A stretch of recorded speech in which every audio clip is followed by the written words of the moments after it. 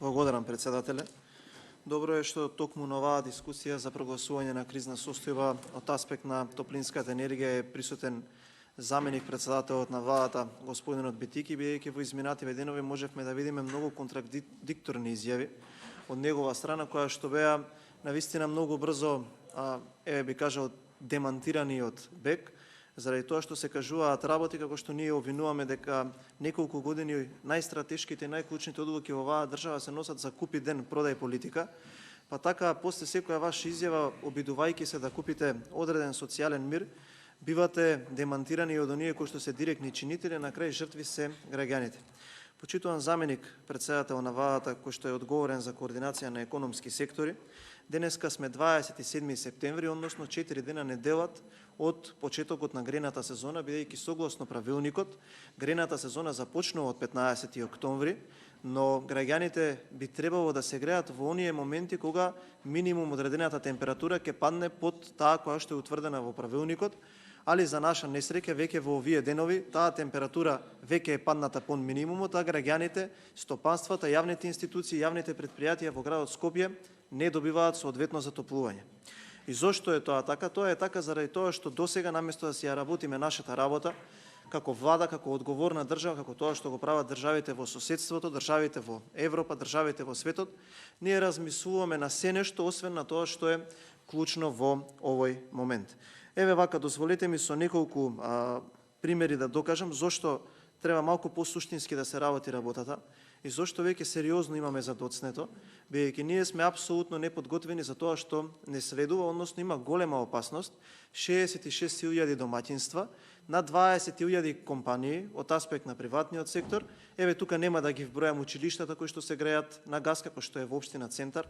Вчера имав можност да проследам една дебата на еден национален медиум каде што градоначалникот на општина Центар укажа дека доста од тие јавни институции на неговата територија се греат на газ. Може да едноставно се соочат со ладните радиатори, а се тоа би се случило така затоа што ние наместо да обезбедиме газ, ние наместо да обезбедиме енергенти под конкурентни цени, ние тоа не го правевме. Имавме можност во изминатата недела да дебатираме за кризната состојба во енергетиката и тука беше министерот Бектеши и мораше да замине на еден состанок во чина беше преговори во Република Турција за обезбедување на ваков енергент кој што ви го решил овој проблем. За веќе утредента да видам едно, кога замина министеров беше во така едно победничко расположение, дека ќе видите вие како ја ќе го решам тој проблем. Утредента гостување на ТВ Дневникот на телевизија Сите во 19 часот, мене министерот не ми изгледаше баш толку расположен. А зошто? Заради тоа што во моментов има два проблеми. Прво, цената на газ е многу висока, а второ, и да сакате да ја платите, да можете, а ние не можеме. Има недостаток од таков енергенс, ради се она што се случува во светот моментално и особено во Европа. Ние пред некое време предлагавме да се купи газ уште пред 12-13 месеци по таа цена, која што беше многу поевтина од оваа сега, но ете наоидевме на реакција од власта кои што беа подбивање, смеење, кој што е па нормално, јас сум веќе навикнат на такви работи, а и граѓаните секој предок од опозицијата вие да го дочекувате на нож и инdigнација да го отфрлате. Па пред неколку месеци ние дадовме една идеја дека треба во тој момент да набавиме газ и да го складираме во Австрија и во Унгарија и потоа да го донесеме до Република Македонија. Повторно подбивање, повторно смеење, па излезе министерот за економија вели, еве нека ни кажат како ние ќе го прифатиме. За 4 или 5 денови државата која што можеби со членките на Европската унија од Балканот е најподготвена за оваа криза, Србија, им се заблагодари на Унгарија и Австрија за складирање на газот. Дали можеше да се донесе гасот? Да, можеше, со тоа што ќе се искористеа гасоводите до Република Бугарија, но за тоа требаше некој да седне, требаше некој да го смисли тоа, некој требаше да размислува на буџетите на стопанството и на граѓаните, а не да размислува како да шета по телевизиите, да кажува дека е подготвен, се до оној момент додека не дојде она кој што е можеби 4 дена далеку од овој момент сега. А ако ги видите температурите или ако направите одредена анкета помеѓу скопјани, можете да видите, вчера имаше на еден национален медиум прилог, дека граѓаните користат дополнителни средства за загревање на и вака скапа струја за да ги загреат своите домови. Значи да сумирам, ние сме 4 дена далеку од почетокот на потенцијалната грејна сезона, или на 15 октомври, еве ако сакате да ви биде полесно, ние во овој момент немаме обезбедено количина на газ, ниту знаеме каде, ниту знаеме по која цена, ниту знаеме што ќе правиме. Еве да влеземе во материјална расправа. Само оваа година парното е поскапено на 28%. Тоа е за домаќинствата. За компаниите, училиштата, за стопанството нема да кажам. 66.000 домаќинства во овој момент само оваа година плаќаат 28,4% поскапо грејење. Колку ќе биде во сезоната, тоа уште не се знае.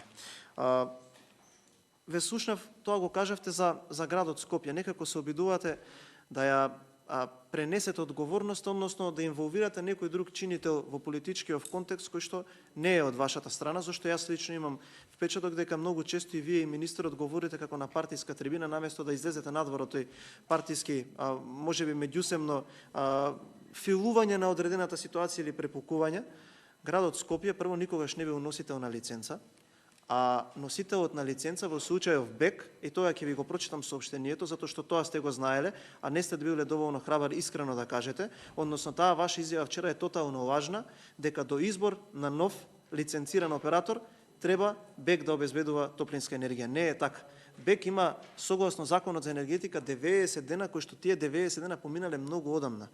Сега, зошто кога била рентабилна еве оваа операција со доделување на лиценци, кога тој што бил овластен носител на лиценца создавал милионски профити, тогаш не сте дали идеја, тогаш било и градоначалник од вашата партија. Зашто не сте му помогнале на господинот Шилегов, тогаш кога не била ваква ситуацијата со гасот и кога таа компанија имала милионски профити, да се префрли под градот Скопје, па и градот Скопје да има милионски профит од тоа. Тогаш не требало така. Сега е кога загубар, особено ви се погоди ситуацијата да не е градоначалник од вашата партија, тогаш ќе го обвинуваме градот Скопје. И тоа не е во ред. А особено заради тоа што првата одлука кога Димитар Ковачевски стана премиер рече дека граѓаните на Скопје ќе имаат константно парно грејење во своите домови. Ќе поминеме и на тоа, а на крајот јас сметам дека како и во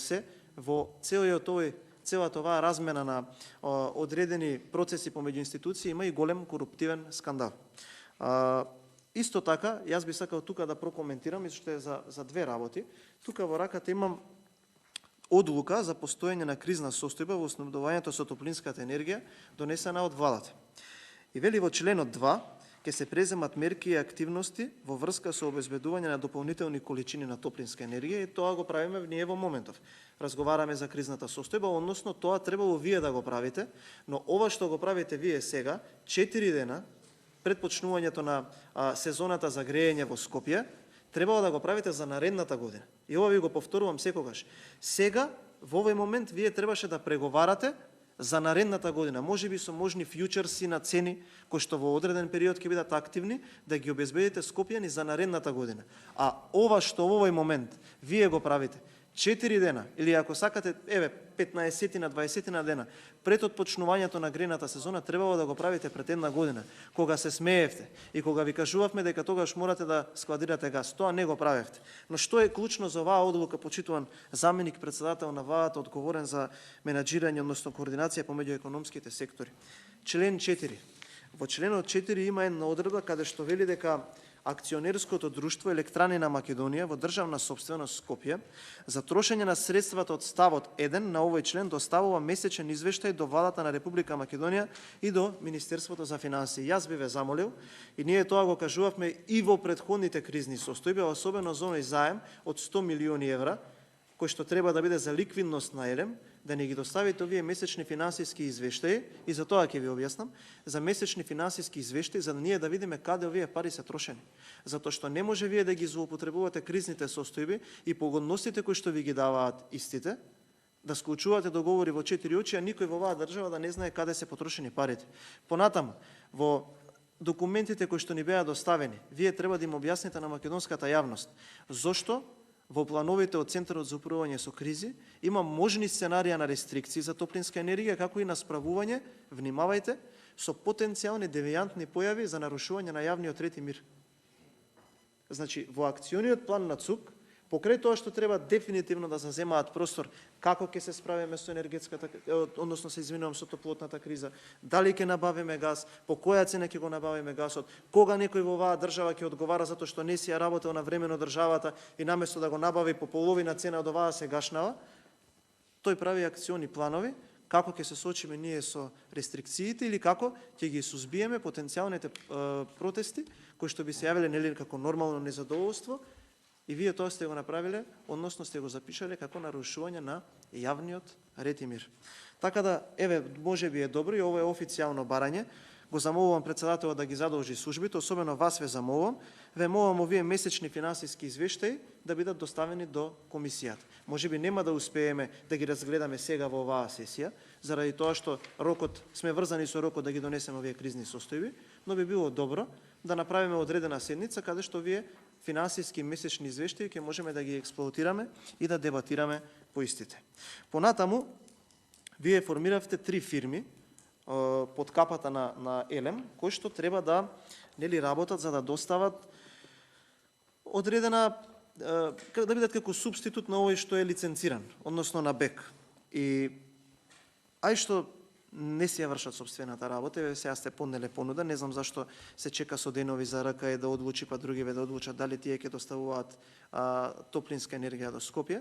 Јас би сакал да кажам како во се, кој бил приоритетот ваш во формирањето на овие компании? Во едната од тие компании, во надзорниот одбор на компанија која што треба да го следи процесот со топлинска енергија, се наоѓа роднина, блиска роднина, би рекол од прва линија на актуелниот председател на Собранието. И ајде тоа ќе речеме дека е заради стручност. Таму имаше еден скандал во јавноста кога и како е вработена. Еве да поминеме на другото прашање. Тие предпријатија треба да обезбедат 3 директорски места. Исто така ќе вдомат повеќе партиски кадри, како што е, еве, некој дотичен Месот ја купи, информатички администратор, шеф на изборниот штаб на Дујево Студеничани. 6-месечен мандат како директор на оваа компанија. И видете сега што е можеби клучното. Клучно предпријатие кое ќе треба да се снајде со набавките на природен газ и да изнајде начин како ќе затопли 66.000 скопски домови, како директор е ставен Златко Пиперковски, кој што бил разречен како директор на Рекосумеј. Оној кој што во минатата година бевте соочени со големиот надплив на негативни реакции од јавноста затоа што дозволивте државата да се соочи со енергетска криза и тогаш наместо да поднесевте колективна оставка сите кои што сте во економскиот тим на владата, вие ги разрешивте, односно побаравте да дадат оставка директорот на Рекосумеј и на Рекот Битола. И овој од Рекосумеј што тогаш не си ја завршил работата и кој што подне оставка заради тоа што, како што кажувавте во јавноста, недоволно и неуспешно се справил со предизвиците, сега го наградувате со директор на клучните од 3 предпријатија кое што треба да се справи со затоплувањето, односно со вашиот обилен збор набавките на предпријатието, кое што треба да обезбеди грејење за 66.000 домаќинства во Скопје, за 20.000 компании и за низа на државни институции кои што го користат грејењето на БЕК. Што е клучното? Што сакам да дојдам до истото? Тоа што сте го правеле, но јас сакам да искоментирам една ситуација која што за мене има индикација на сериозен криминал. Во моментов има 2 топлани, исток и запад, во Скопје, кои што беа на некогашна топлификација и кои што во септември минатата година беа приватизирани од компанијата Адора. Беа приватизирани за 9,7 милиони евра, а по реакции на акционерите требало да биде продадена за минимум 3 пати повеќе. За минимум 3 пати повеќе. Ајде што е продадена. Вие во овој момент, затоа што ви се потребни тие ресурси, а затоа што овој познат бизнисмен кој што е собственик на таа компанија едноставно одбива да ви ги даде на располагање, ви вели вака: ако сакате вие да ги земете под закуп, вие морате да се обврзете во договорот дека ќе треба да ги откупите. Односно да ги откупите по првобитната цена. Ако го направите само под закуп, а ако не ги купите по првобитната цена која што е купена, повторувам 9,7 милиони евра, а проценета над 30 милиони евра, компанијата ќе генерирала загуба од 550.000 евра. И сега вие во 8 месец, како Елем, сте се обратиле дека сте заинтересирани да ги купите, но овој пат со многу поразлични услови. Овој пат, ај што ќе ја платите 9,7 милиони евра народни пари, туку ќе превземете обврска да ги расчистите сите долгови на компанијата и плюс да го обештетите за потенцијалниот профит. Што значи ова? Што значи ова? Дека тој што ја купил во септември за 9,7 милиони евра, сега ќе ја продаде на државата по истата цена, плюс ќе бидат расчистени долговите и плюс ќе биде обештетен за потенцијалниот профит. Еве, како ги знаеме. Сабајле има прилог на слободен печат. Така ги знаеме. Така ги знаеме. Еве, тука имам прилог, исто така некаде во материјалите. Ве молам, председателя, ако може да не реагира заменикот. Имаше во фактор прилог истото, каде што има изјава на собственикот на компанијата. Ова што јас го кажав е изјава интегрална на собственикот на компанијата. Ете, од таму ги знам. Прочитуван заменик председател на владата за координација на економските сектори. А знаете што е загрижувачко? Што вие овие работи не ги знаете. И заради вашата неспособност, овој народ ќе плаќа. Исто како пред некој ден што дадовте изјава дека пратениците во собранието треба да спремат закон за заштита на потрошувачите. Вие не сте кажале така. Ве молам, па има прилог на национален дневник. Не, дадовте изјава на национален дневник. Дадовте, да. Можам да ви го кажам и датумот. Ова вакво однесување почитувана јавност и почитувани представници на медиумите е директен резултат зошто Република Македонија е на ова ниво. А на какво ниво? На 4 дена пред да почнат овие создавањето на условите за грејење, кои што и во моментов се присутни, затоа што за жал на граѓаните во Скопје температурите паднаа под очекуваното, односно некарактеристично за овој месец, ние немаме обезбедено ниту газ, ниту резерви како ќе обезбедуваме топлинска енергија. Она што сакам да го кажам е дека ние како пратеничка група, ние како партија сме давале предлози и ќе продолжиме да даваме без разлика тоа што вие едноставно одбивате да слушате. Еве, ако одбивате да слушате тоа што ние ви го кажуваме, каде што можеме да извадиме по пример кога била дадена таа изјава, што било препорачено и какви ќе биле ефектите од економијата ако биле послушани тие совети. Слушајте ги, гледајте ги примерите на земјите околу нас. Ако сакаме ние да го доживееме сценариото на еден наш сосед, кој што има 6 часа дневно рестрикции, тогаш во ред. Но јас мислам дека имаме многу посветни примери кои што треба да ги следиме. И еве сега повторно ќе речете од каде ги знаете овие информации, затоа што вие не сте биле присутен многу често, затоа што таков е делот на вашата работа. Не велам дека треба, но ете, министрите за финансии се подобро запознаени. Ние секогаш предпочитаме да комуницираме со изјави кои што се дадени во медиумите, дали од вас, дали некој друг од економските сектори или од економските оператори кои што во моментот треба да обезбедат некакви услови. Исто така на медиумите, ќе ви го кажам и порталот, компанијата Макпетрол даде изјава, односно издаде соопштение дека ви понудила да ви ги набави сите потребни количини на газ со одреден партнер, кој што вие сте ги одбиле. И сега и во моментов да се одлучите да биде Макпетрол, економскиот оператор, кој што треба да ги достави тие потребни количини на газ, не може, затоа што во овој период од месецот нито може да ги нарача, нито може да ги плати. Што значи дека вие за месец октомври немате никакви потребни количини за обезбедување на огрев на граѓаните на Скопје. И ние ќе ги користиме овие кризни состојби само не за да ја донесеме ситуацијата во градот или во државата на едно потребно ниво, туку за да продолжат одредени набавки во 4 очи, ово кажувам со полна одговорност. И зошто? Само заради тоа што некој не си ја работел работата. Така да, еве јас тука би финиширал со моето излагање. Навистина чекам одговори од вас, но сакам да ве предупредам да давате точни одговори, да не влегувате во ситуации кои што не ги познавате, затоа што сметам дека сме добро припремени и можеме директно со датум, со издадени изјави, каде што и вие сте давале изјави, но и потребните економски оператори во целиот овој процес на размени на информации, за да кажете зошто во моментов граѓаните на Скопје немаат грејење, зошто граѓаните на Скопје може да се соочат со ладни радиатори, а особено некој треба да одговори кој и како ќе биде одговорен за ситуацијата доколку настане преоптоварување со користење на струјата, односно со енергијата, која што ајде каде што е поскапа, туку и во оние мегават часови кои што би биле искористени повеќе надвор од предвидувањето на компанијата и што ако настанат повеќе дневни дефекти со користење на електрична енергија, заради тоа што некој од вас очигледно жестоко потврдува во обврските кои што му се дадени од владата, а особено од очекувањата на граѓаните. Ви благодарам. Благодарам. За реплика е пријавен вице-премиерот Фатмир Бетики. Повелете, имате